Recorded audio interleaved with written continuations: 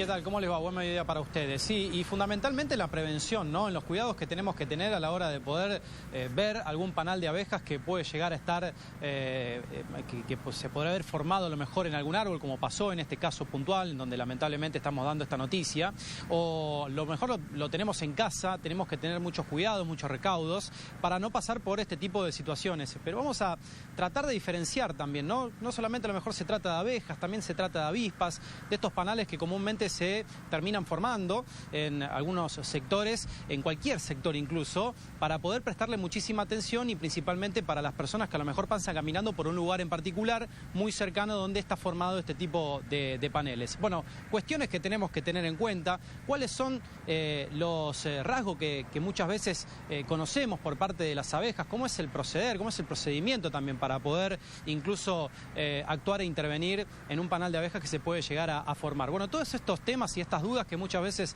se nos han generado lamentablemente a través de esta noticia, lo vamos a charlar con Hernán Fabro. Hernán es director técnico de la empresa de desinfección que está aquí con nosotros para, bueno, evacuar varias dudas, Hernán, que tienen que ver particularmente con esto, ¿no? De lo que nosotros contábamos, este ataque de abejas.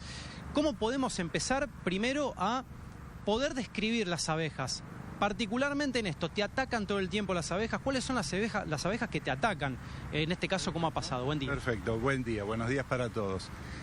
Sí, estamos en una época del año donde se dan estas situaciones de enjambramiento, le podemos llamar, de abejas, es decir, tenemos una nueva reina que hace el vuelo nupcial, lleva un séquito de abejas y busca armar una nueva colonia, un nuevo panal. Entonces, en ese caso vamos a ver un grupo, una pelota de abejas, todas muy quietitas, posiblemente buscando ese lugar para armar luego allí la colonia, iniciar una nueva colonia.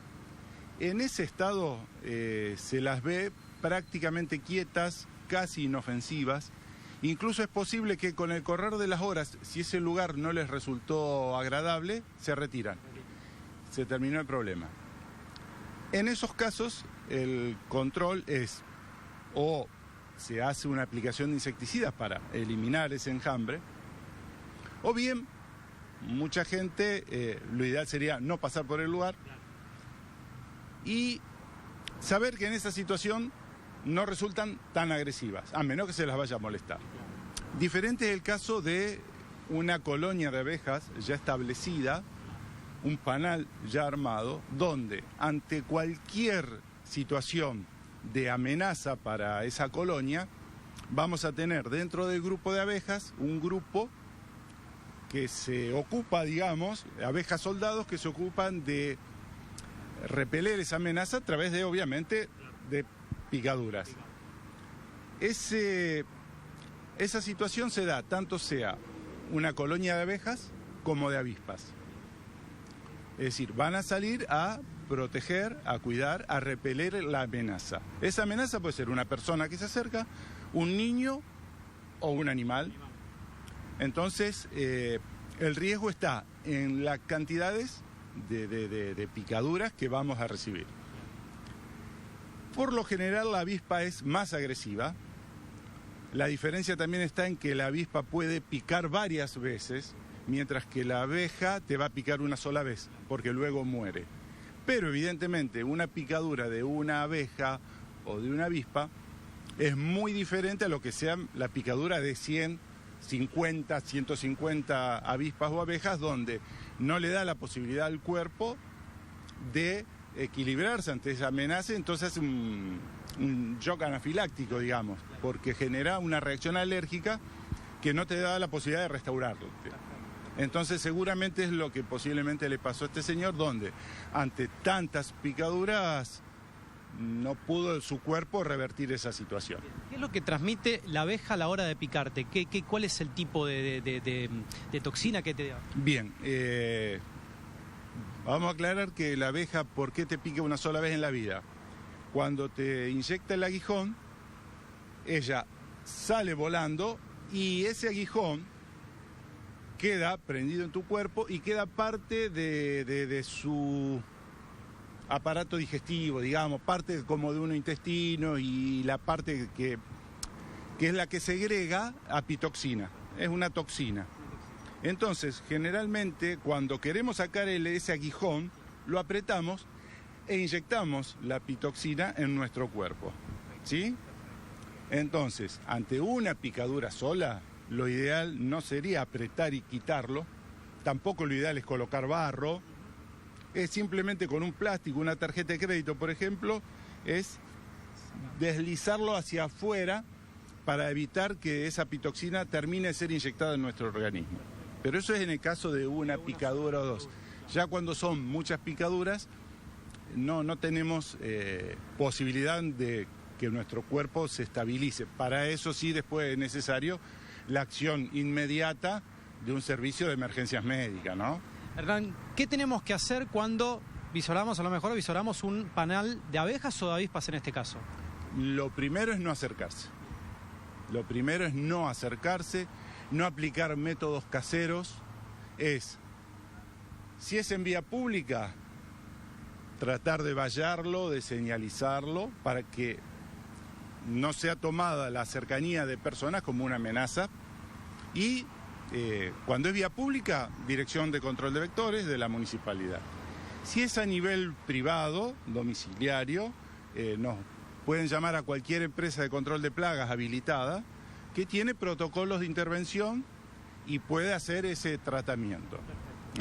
Siempre es, en el caso de una empresa de control de plagas, que quede claro también que es un tratamiento con insecticida y lo que se hace es eliminar el panal, eliminar el enjambre, la colonia. En algunos casos hay gente que prefiere que ese panal sea retirado por apicultores, que en algunos casos pueden hacerlo y en otros no, eso depende de cada caso en particular. Pero siempre la primera medida es precaución, mantener distancia para que no sea eso asimilado a una amenaza al panal. Hernán, este tipo de bichos, a ver, hacen panales en altura, lo hacen en cualquier lado, lo hacen en algunos sectores particulares donde a lo mejor se dan las condiciones también de clima que ellos prefieren. Bien, nuestro clima es ideal, sobre todo en esta época del año, donde tenemos polen nuevo en las flores, en las plantas, es ideal para que ellos primero recolecten el alimento y busquen ampliar la colonia. Eso por un lado. ¿Y qué es lo que necesitan? Siempre van a buscar un lugar donde no haya amenazas cercas. Entonces puede ser en un lugar en altura, puede ser en un árbol, puede ser en un árbol que tenga un hueco y que esté podrido, puede ser en una pared de ladrillos hueco donde tenga un agujerito para poder ingresar, lo terminan usando de piquer y después arman el panal dentro. Siempre en lo posible es un lugar que puedan tener desarrollo porque el lugar está hueco y de por sí hay una estructura que les facilita la protección. Muchas veces, recién estábamos diciendo que una de las recomendaciones es no acercarse, pero vemos un panal y hay muchos que utilizan el método del humo. ¿Esto sirve? ¿Qué genera el humo también para las aves? Bien, perfecto. El humo de cualquier proveniencia, pasto seco que se está quemando, una madera, el humo de un asado. Bueno, el humo tiene la particularidad por la cantidad de dióxido de carbono que está presente en ese humo. No las mata, pero las deja en un estado de indefensión. Es como que quedan... Sí, exactamente. Físicamente es como que se encorvan protegiendo su abdomen. Posiblemente lo deben determinar como una amenaza. Entonces quedan quietas. Por eso los apicultores utilizan el humo cuando van a abrir el panal, porque no las matan y les da la posibilidad de trabajar con cierta comodidad. De cualquier proveniencia, digamos. ¿Se recomienda esta práctica, digamos, si llegamos a eso o no? No, si no es hábil, no está familiarizado con ese mundo de las avispas, no es recomendable. Además, más allá de eso, hay que usar elementos de protección, los yelmos de protección, lo que vemos en todos lados como usan los apicultores. Bueno, prestar atención entonces, en el hipotético caso que podemos llegar a ver algún panal, tanto de abejas como de avispas. Me quedaba la duda de las avispas también, que queremos hablar. ¿También es época de avistaje también de ese tipo de panales? Sí. Tienen un comportamiento muy similar. Son comportamientos muy similares y estamos precisamente en la época. Siempre en el inicio de la primavera es cuando más se ven estos casos. Bueno, muchas gracias. Por favor, gracias a ustedes. Bueno, Hernán Fabro, entonces, con algunas dudas que también tenemos en cuanto a lo que hemos conocido y lamentablemente esta noticia que leíamos, que también nos enterábamos y que incluso nos dábamos cuenta, ¿no?, de lo que puede llegar a generar lamentablemente la picadura de varias abejas. En este caso estamos hablando de 150 abejas, ¿no?, que lamentablemente picaron a este hombre. Pero siempre es importante destacar el cuidado que debemos tener a la hora de poder mirar. Nos alertamos por algún panal que muchas veces, y como recién contaba Hernán, en este tipo de épocas es muy común verlo, fundamentalmente a lo mejor en algunos árboles, en algunos espacios públicos. Bueno, puede llegar a pasar que a lo mejor lo tengamos en casa. ¿Cuáles son los cuidados que tenemos que tener y cómo proceder ante ese tipo de situaciones, ¿no? Cosas que ahora empezamos también a conocer, mirar de cerca y fundamentalmente prestar muchísima atención.